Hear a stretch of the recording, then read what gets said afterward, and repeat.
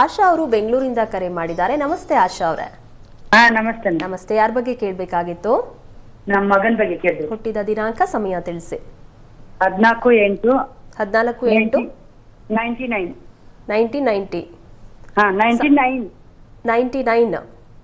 ಸಮಯ 10:48 ಬೆಳಗ್ಗೆ 10:45. ಏನ್ ಪ್ರಶ್ನೆ ಇತ್ತು? ಒಂದು BE ಕಂಪ್ಲೀಟ್ ಆಗಿ 3 ವರ್ಷ ಆಯ್ತು.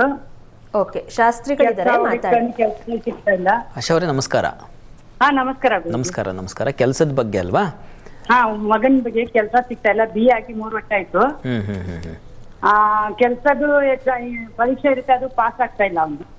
ಓಕೆ, ಅದು ಏನಾಗಿದೆ ನೋಡಿ, ಸ್ವಲ್ಪ ತೊಡಕಿದೆ, ಇಲ್ಲ ಅಂತಲ್ಲ. ಪಾಪ ಅಲ್ಲಿ ಕರ್ಮಾಧಿಪತಿ ಆಗಿರ್ತಕ್ಕಂಥ ಚಂದ್ರ ವ್ಯಯದಲ್ಲಿ ಬಂದು ಸೇರಿದ್ದಾನೆ, ಆದರೆ ಲಾಭಾಧಿಪತಿ ರವಿ ಅಲ್ಲಿ ಚೆನ್ನಾಗಿದ್ದಾನೆ. ಹೀಗಾಗಿ ಅಲ್ಲಿ ಬುಧನು ವ್ಯಯಾಧಿಪತಿ ಸೇರಿದ್ದಾನೆ. ಸ್ವಲ್ಪ ತೊಡಕಿದೆ. ಇದಕ್ಕೆ ಪರಿಹಾರ ಹೇಳ್ತೀನಿ, ಕೇಳಿಸ್ಕೊಳ್ಳಿ. ಹತ್ತಿರದಲ್ಲಿ ಯಾವುದಾದ್ರು ಅಮ್ಮನವ್ರ ಸನ್ನಿಧಾನ ಇದ್ದರೆ ದುರ್ಗಾ ಸನ್ನಿಧಾನ, ಗೌರಿ ಅದು ಪಾರ್ವತಿ ದೇವಸ್ಥಾನ ಆದರೆ ಬಹಳ ಒಳ್ಳೆ, ದುರ್ಗಾ ಸನ್ನಿಧಾನ, ದುರ್ಗಾ ಪರಮೇಶ್ವರಿ ಆಗಬಹುದು.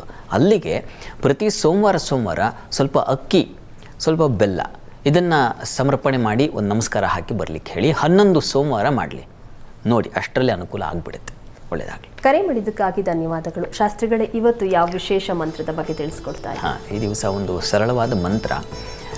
ಆ ಮಂತ್ರ ಅದು ತುಳಸಿಗೆ ಸಂಬಂಧಿಸಿರ್ತಕ್ಕಂಥದ್ದು. ನೀವೆಲ್ಲ ತುಳಸಿ ಪೂಜೆ ಪ್ರತಿ ದಿವಸ ಮಾಡ್ತೀರಾ, ಪಾಪ ಶ್ರದ್ಧೆಯಿಂದ ಮಾಡ್ತೀರಾ. ಆದರೆ ಈ ಮಂತ್ರವನ್ನು ಹೇಳ್ಕೊಳ್ಳಿ. ಈ ಮಂತ್ರ ಗಮನಿಸಿ, ನಿಮಗೆ ಇಷ್ಟಾರ್ಥ ಸಿದ್ಧಿ ಉಂಟಾಗುತ್ತೆ. ತುಳಸಿ ಶ್ರೀಸಖಿ ಶುಭೆ ಪಾಪಹಾರಣ್ಯೇ ಪುಣ್ಯದೇ ನಮಸ್ತೆ ನಾರದನುತೆ ನಾರಾಯಣ ಮನಃಪ್ರಿಯೇ. ಈ ಮಂತ್ರವನ್ನು ಹೇಳಿಕೊಂಡು ತುಳಸಿ ಪೂಜೆ ಮಾಡ್ತಿರಲ್ಲ, ತುಳಸಿ ಪೂಜೆ ಆದಮೇಲೆ ತುಳಸಿ ಸಮೀಪದಲ್ಲೇ ಸಾಧ್ಯವಾದರೆ ಒಂದು ಚಾಪೆಯನ್ನು ಮಣೆಯನ್ನು ಹಾಕ್ಕೊಂಡು ಒಂದು 10 ನಿಮಿಷ ಬಿಡು ಮಾಡ್ಕೋಬೇಕಾಗುತ್ತೆ.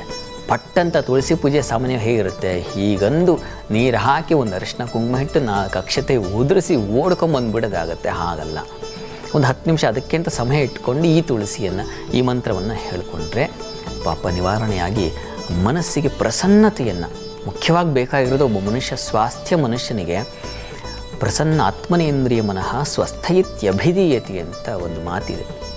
ಹೀಗಾಗಿ ಮನಸ್ಸು ಪ್ರಸನ್ನವಾಗಿರಬೇಕು, ಸದಾ ಶಾಂತವಾಗಿರಬೇಕು ಅಂದರೆ ಈ ಮಂತ್ರ ಹೇಳ್ಕೊಳ್ಬೇಕು, ಪ್ರಯತ್ನ ಮಾಡಿ.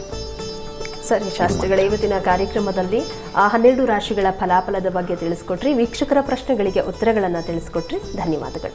ಸರ್ವೇ ಜನಾಃ ಸುಖಿನೋ ಭವಂತು, ಸಮಸ್ತ ಸನ್ಮಂಗಳಾನಿ ಭವಂತು. ಎಲ್ಲರಿಗೂ ಶುಭವಾಗಲಿ.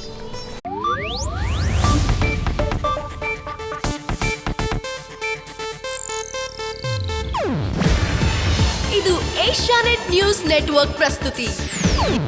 ನೀವು ನೋಡ್ತಿದ್ದೀರಾ ಏಷ್ಯಾನೆಟ್ ಸುವರ್ಣ ನ್ಯೂಸ್.